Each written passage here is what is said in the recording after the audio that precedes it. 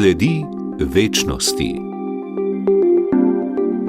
Spoštovani poslušalke in poslušalci, dobrodošli ob poslušanju radijske oddaje. Lep pozdrav voščim tudi dr. Marjanu Turnšku. Pozdravljeni, dobrodošli. Lep pozdrav vam in tudi vsem poslušalcem in poslušalkam. Na Veliki Šmaren se kristjani spominjajo, da je bila Devica Marija z dušo in telesom vzeta v nebesa. Marijino nebovzetje v slovenskem prostoru je globoko zakoreninjeno. Gospod Turnšek, kako še posebej ta praznik definira slovenske vernice in vernike? Ja, če bi odgovoril direktno, kako jih definira, torej določuje, bi moral najprej izpostaviti, da je to praznik najbolj množičnih romanj v Sloveniji. In to že nekaj govori o slovenskem verniku, govori tudi o duši slovenskega vernika, ki hoče svojo vero izraziti tudi na povsem telesen način, torej z nekim premikom, z nekim romanjem. In to je gotovo tudi eno tako globoko notranje sporočilo, premik. Iti z enega kraja v drugi kraj, pa ne samo geografsko, ampak predvsem notranje, v duši, v človeku. Zato se mi zdi, da ta praznik prebuja v naših ljudeh mogoče najbolj od vseh praznikov verska čustva in doživljanja, ki jih nosimo Slovenci v sebi. Tako pri enih gotovo to pomeni, ta romanja in ta praznik pomeni poglobitev njihove vere iz leta v leto, pri drugih, ki so morda malo bolj oddaljeni, pa ta praznik ohranja tiste sledi vere v njih, ki jih v njihovih srcih je mogoče še najti. No, tako se mi zdi, da je lahko za vsakega vernega Slovenca ta praznik res vir navdiha. Praznik vnebovzetja je tesno povezan z upanjem. Kako Marijina podoba pomaga, da verniki vztrajajo v veri tudi v času preizkušenj, trpljenja ali dvomov? Lahko rečemo, da letos še posebej morda izstopa Marija kot mati upanja, ker živimo v svetem letu, ki ga je rajni papež Frančišek nekako zaznamoval z upanjem in mu dal tudi naslov Romarji upanja. In nekaj let prej pa je prav isti papež ustavil nove vzklike v Marijine litanije in med njimi tudi mati upanja, prosi za nas. No, tako da je tudi papež Frančišek začutil, da je prav vprašanje upanja v sodobnem človeku izredno pomembno. Pomeni, da po eni strani živimo v svetu, v katerem se nam na nek način trdna tla upanja izmikajo, ker poznamo vojne, poznamo teroristične izpade in tudi druge katastrofe, takšne in drugačne. In vse to se zdi, kakor da slabi človekovo upanje na eno boljšo prihodnost. No in Marija pa je prav mati upanja. Najprej gotovo zato, ker je rodila upanje. V krščanstvu je pač Kristus temelj našega upanja. Torej Bog, ki se je očlovečil, ki tako ljubi človeka, da se je samo človečil in ga svojim življenjem, trpljenjem, smrtjo tudi odrešil. In zdaj poveličani Kristus, tudi v svoji človeškosti poveličan, je temelj našega upanja. Ker on je to pot tlakoval, zato lahko upamo, da tudi vsak izmed nas lahko hodi po tej poti in pride do končnega odrešenja ali, če hočete, do končne sreče, ker to je hrepenenje vsakega človeškega srca. Biti srečen. Seveda imamo različne predstave, kako to bi naj izgledalo, ampak tako v krščanstvu to gotovo pomeni vstajenje in poveličanje in večno življenje. No, po drugi strani pa lahko tudi Marijo vidimo kot mater upanja v tem, da v nas rodi to upanje. Ne samo, da je rodila Kristusa, ki je vir upanja, ampak da tudi nas spodbuja k temu, da zakoreninimo svoje upanje v Kristusu, ki nam omogoča to pot do svetosti, pa tudi do večnega življenja. In tako upanje pomaga človeku v sedanjosti narediti korak, ki ga sicer ne bi naredil. Torej v trpljenju, v bolezni, v preizkušnjah, v zavračanju, v razočaranju. Če bi sloneli samo na človeškem upanju, bi takrat ga zmanjkalo. Ker takrat ni upanja, ker ni več možnosti, da bi človek kaj naredil. No, takrat pride pa v upoštev ta krepost upanja, ki je božanska ali vlita krepost, ki jo torej Bog najprej ulije kot seme v naše srce, mi ga pa lahko to seme potem razvijamo. No in Marija ima pri tem svojo vlogo, ne? Tudi zato, ker ona je že poveličana, kar prav izražamo ob tem prazniku Marijinega vnebovzetja. Torej je ona edini človek, ki je že v polnosti dosegla to, kar je vsakemu človeku obljubljeno, in mi to upamo, ona pa to že živi, zato nam je lahko tudi v pomoč na tej poti.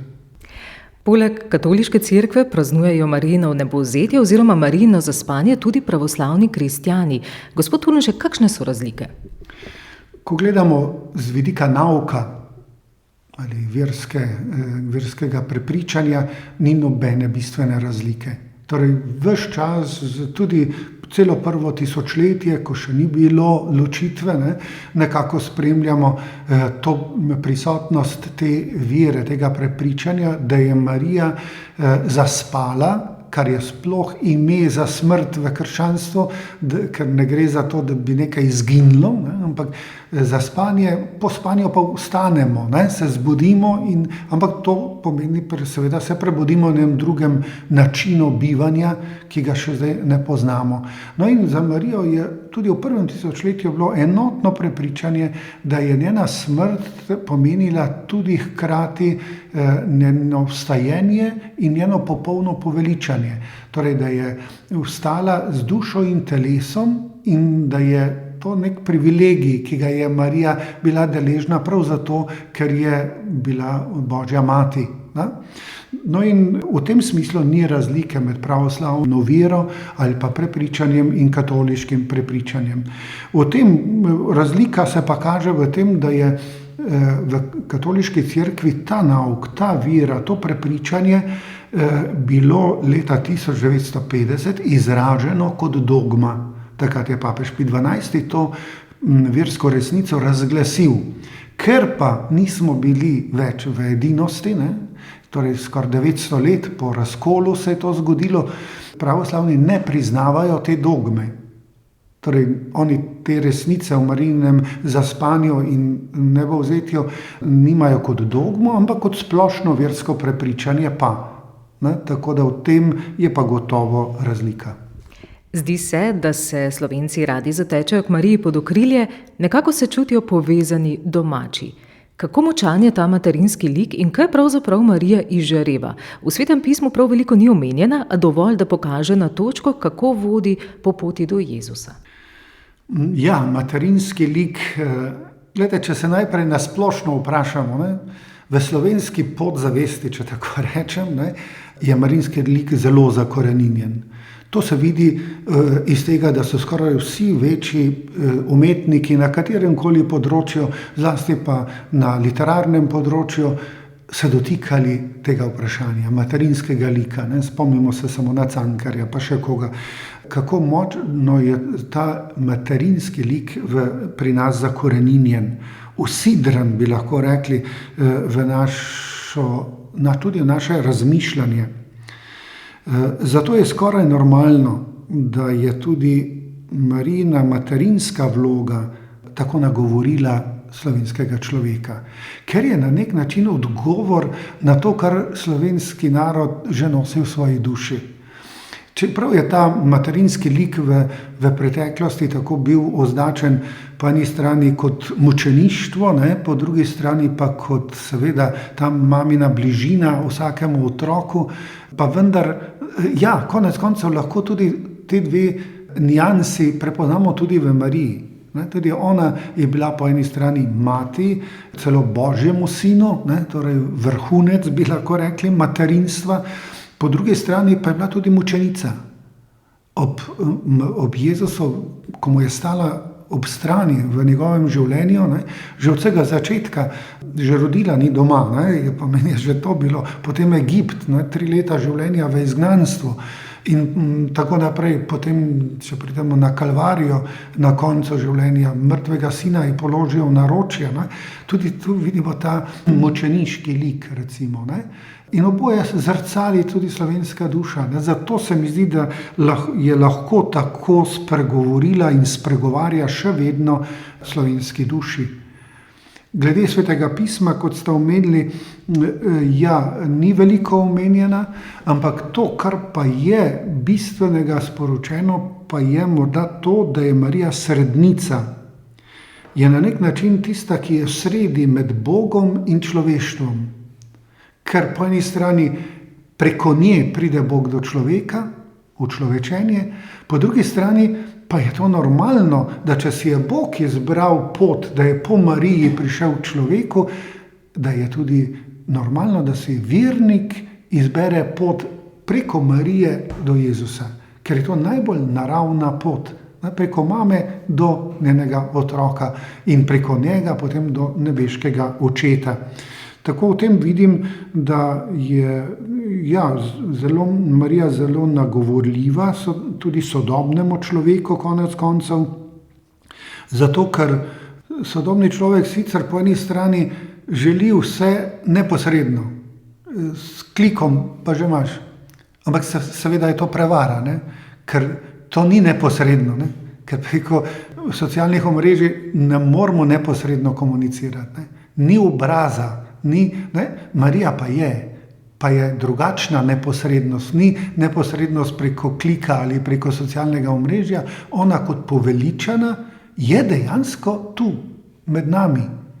In njeno obličje, čeprav nevidno, naš duh zaznava, njeno prisotnost, navzočnost, njen duh zaznava. Mi prihaja na misel en dogodek iz Don Boscovega življenja, tam ob koncu življenja je obiskal eno redovno skupnost v Torinu in sestram nekaj pripovedoval, imel neko razmišljanje in med drugim je rekel, veste, Marija je tu med vami.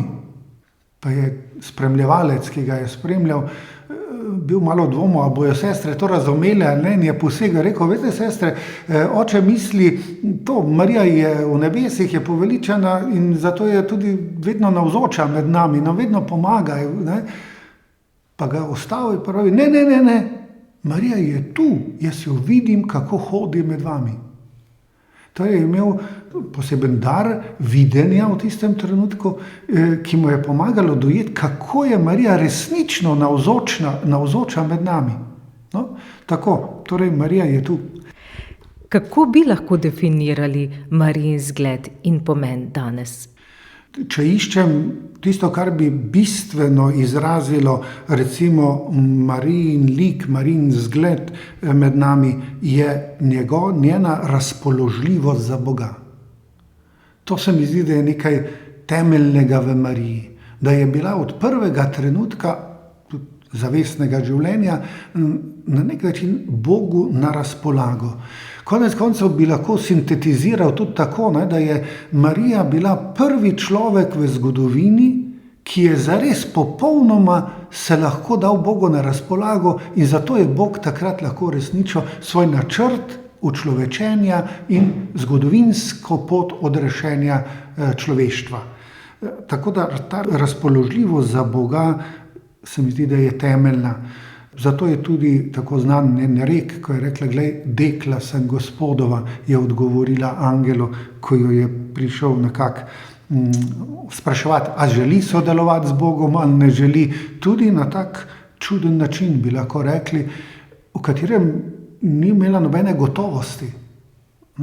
Zdaj, takrat v tisti judovski kulturi zanositi prednost, da z možem začela skupaj živeti, je to v neki dobi celo pomenilo kamenjanje. Zdaj, mislim, da v Marijinem času ne več, da niso več to izvajali, ampak v postavi pa je tako postavljeno. Ne? Zato je bila možnost tudi na drug način jo tako ženo odpustiti, ampak vsekakor je bila to katastrofa za to ženo, ker ni imela nobene perspektive, nobene bodočnosti. In je rekla da. Kljub temu je rekla da. To je en vidik, ta razpoložljivost se kaže, ali tudi v tem, da je Marija na nek način postala tudi mati Cerkve. No, to je pa Cerkev se posebej zavedla na drugem Vatikanskem koncilu in je izrazila to resnico, da je Marija tudi mati Cerkve. In sicer v kakem smislu? Ker je mati Jezusa Kristusa, Cerkev je pa skrivnostno Kristusovo telo. Torej, Marija je telesno rodila fizično človeško telo Jezusa Kristusa, medtem ko Cerkev bi pa lahko imenovali sociološko telo Jezusa Kristusa, on glava, mi pa udje. Tako tudi teologija razlaga, recimo, Cerkev in pri krstu tudi postanemo, recimo, udje Kristusove Cerkve, torej nekega organizma, seveda ne v biološkem smislu, ampak v sociološkem smislu. In seveda, če je mati biološkega Jezusa, je mati na nek način tudi tega sociološkega telesa. Ne? In Cerkev postane potem mati zato, ker rodi kristjane pri krstu. Ne? Ker prerodi človeka, da postane kristjan. V tem smislu je tudi Marija podoba Cerkve, tudi to je en izraz drugega Vatikanskega koncila, torej da Cerkev lahko v Marijinem liku prepoznava svojo vlogo v sedanjem svetu. Seveda mora potem premisliti, kako zdaj to živeti v današnjem času, kako izraziti, kako pristopiti sodobnemu človeku na Marijin ali na marijanski način, recimo, ne? Tako, no, to se mi zdi, da so te značilnosti, ki danes najbolj definirajo Marijin lik. Katere prošnje, hrepenenja ali bolečine verniki najpogosteje prinašajo pred njo? Kolikor jaz vem, ne, tako kolikor se mi ljudje zaupajo, vidim, da gotovo se k Mariji najbolj zatekajo matere. In to matere, ki nosijo v sebi bolečino zaradi svojih otrok. Verne matere zelo trpijo, ko vidijo svoje otroke, kako se oddaljujejo od Cerkve, od Boga, kako izbirajo eno drugo pot v življenju, kot so nekako jim one hotele jo predati. In to eno verno mater izredno boli. In to večkrat izražajo tudi pri spovedi, se sprašujejo, kaj so narobe naredile, pa včasih niso prav nič narobe naredile, ne? Ampak gotovo, svet je širok, svet je danes tudi ponuja veliko več kot mogoče nekoč, pa tudi nekoč so otroci šli po svojih poteh. Zato so te trpeče matere na nek način skozi vso zgodovino navzoče, ne? Ker gotovo je to največja bolečina matere, ne? Da vidi, da se otroci nekako, vsaj po njenem prepričanju, spuščajo na področje ali po poteh življenja, ki bodo gotovo rodilo bolečine in trpljenje. Če ne takoj, pa v daljni prihodnosti. In to gotovo matere izredno boli. In tako s to bolečino gotovo zelo pogosto matere poromajo v Marijina svetišča. Potem velikokrat so tu tudi zakonski problemi, recimo, s katerimi prihajajo zakonci, to pa tako možje kot žene, ne, pač odvisno tisti, ki je bolj čuteč ali pa bolj versko čuteč, bolj čuti recimo tudi te odklone v zakonskem življenju, ne samo v družinskem, ampak tudi v osebnih odnosih med seboj, in to prinašajo, ne, Potem prinašajo seveda tudi veselja, ne samo bolečine, tudi pridejo se zahvaljevati, ne, zlasti tudi za otroke, ki se rodijo ali so še na poti, ne. Potem tudi v smislu prošnje za bodoče življenje, za bodisi lastno zakonu ali pa za svoje otroke. No, to so take stvari, ki jih zelo pogosto prinašajo ljudje na romarske poti k Mariji, in v zadnjem času se mi zdi, da zelo pogosto prinašajo pred Marijo tudi slovenski narod, našo domovino, zdaj, ali kot državo ali kot domovino. Imamo veliko odprtih vprašanj in se mi zdi, da verniki vedno bolj tudi versko čutijo problematiko, ki si jo živimo kot narod, kot država, in to se mi zdi, gotovo je manjšina, ker se je tudi zmanjšalo število vernikov, ampak ti verniki se mi zdi, da postajajo močnejši verniki, globlji verniki in zato tudi bolj prinašajo na ta mesta ali pa pred Marijo, pa ne samo na romarskih središčih, ampak tudi doma, tudi v molitvi rožnega venca prinašajo ta vprašanja pred Marijo. Pomembno je izpostaviti, da Marijino vnebovzetje pomeni tudi poklon ženi. Kako nam lahko to razložite, gospod Turnšek? Vsekakor, vse, kar je povezano z Marijo, je povezano z ženo, ker je ona žena. Torej, ne moremo teh dveh stvari ločiti. Ne? Dejstvo, da je bila Marija edina, ki je že ob smrti bila v polnosti deležna poveličanja, izpostavlja tudi ženo. Očitno moški še ni bil takrat sposoben, ali pa nikoli v zgodovini ni in ne bo sposoben take predanosti, kakor je bila Marija. Zaenkrat je edina, tudi med ženskami je edina, ampak vsekakor to, da je ona kot ženska to bila sposobna sprejeti in to tudi dati, je nekaj enkratnega in je vezano na ženo. Zato je to poklon ženi. Če hočete, je bila tudi edinstvena že pred rojstvom Jezusa.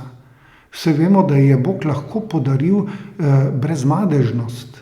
Najprej je to gotovo bil dar, nekako, da jo je obvaroval izvirnega greha, ampak ta dogma v Marijinem brezmadežnem spočetju, ki je bila v 19. stoletju izražena leta 1854, Papež Pij IX je takrat to dogmo nekako izrazil, je pokazala, da je Marija bila tudi v življenju brez greha.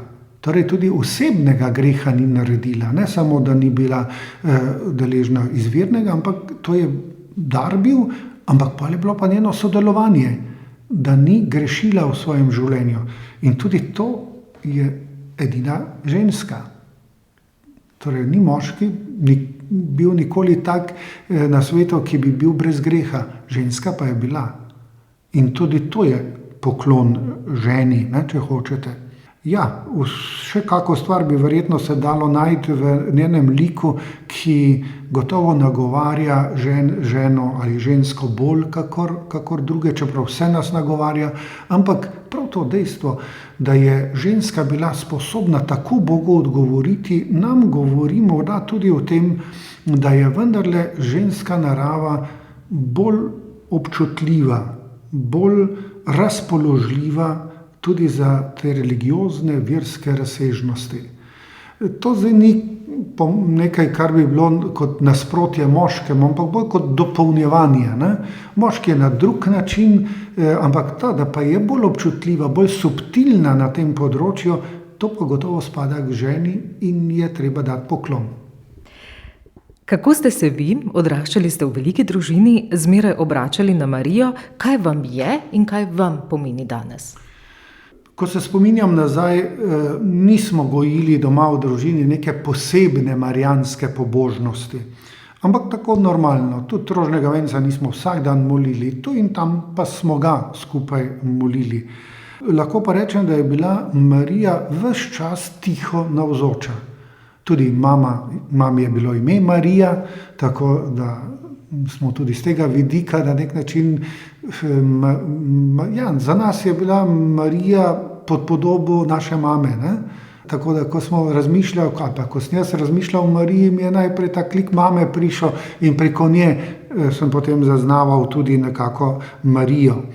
Res je pa, da sta mama in oče vsako leto enkrat poromala na Brezje z vlakom ali z avtobusom in vedno sta vzela s seboj kakšnega otroka, vseh 14 ne, kolikor nas je bilo, ampak vedno pa tako enega ali dva, morda kdaj tudi 3, ki so potem smo prespali na Brezjah in drugi dan pa se potem vračali.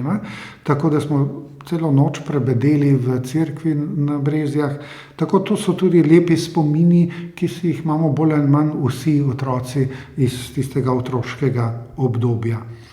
No, to se lahko spomnim in to mi je gotovo pomagalo tudi kasneje odkrivati Marijo. Tako da lahko rečem, da sem bolj Marijo odkril globlje kasneje, ne v otroštvu. Mogoče je bilo tako faza, da sem najprej bolj se obračal kar direktno na Kristusa, ampak starejši, ko sem postajal, bolj sem videl, kako je pomembno imeti tudi kakega posrednika in to je najboljše, če je mama. Ob koncu pa še to vprašanje, kaj pomeni verovati, kot je verovala ona? Že vmes sem malo izpostavil, da se mi zdi, da je ena največjih značilnosti Marije popolno zaupanje Bogu. No in to je tudi drugi izraz za vero, svetopisemsko vero. Tako v Svetem pismu, če nekako raziskujemo, kaj tam vera pomeni, je tam izpostavljena vedno samo zaupanska vera. Že od Abrahama naprej. Abraham je zaupal Bogu, ko ga je poklical, pojdi iz svoje domovine, pa mu niti ni povedal kam. Je rekel, pojdi, ti bom že sproti pokazal. Ne? Ali potem daruj svojega sina. Ne? Ali je zaupal že prej, ko mu je obljubil potomstvo, potem sta bila pa že oba stara 80 ali 100 let, pa še nista več otrok imela. Se pravi, človeško upanje je izginilo. Ampak Abraham je še vedno zaupal, da če Bog obljubil, bo resničil. In to se pa skozi zgodovino Svetega pisma, če tako gledamo, se to stopnjuje, se prenaša tudi na ljudstvo, izraelsko ljudstvo in višek tega zaupanjske vere je v Mariji potem upodobljeno. Ne? Tako da je to popolno zaupanje Bogu, poslušanje njegovega navdiha, sledenje njegovim klicom. Ne? To je nekako tista značilnost vere, ki jo prepoznamo v Mariji in ki nas jo Marija tudi uči, pa nas tudi na tej poti nekako spodbuja, da bi tudi mi vztrajali in potem v moči te zaupanske vire tudi služili z ljubeznijo. Kajti tudi to je njena značilnost. Da je vse to, kar je doživljala v odnosu z Bogom, potem prelila v življenje služenja. Spoštovani dr. Marjan Turnšek, najlepša hvala za vašo razlago, vaš čas in pogovor. Ja, hvala tudi vam za vsa vprašanja, drugače ne bi ta pogovor nastal. Hkrati pa naj zaželim tudi lep praznik vsem, ki naj jo poslušajo.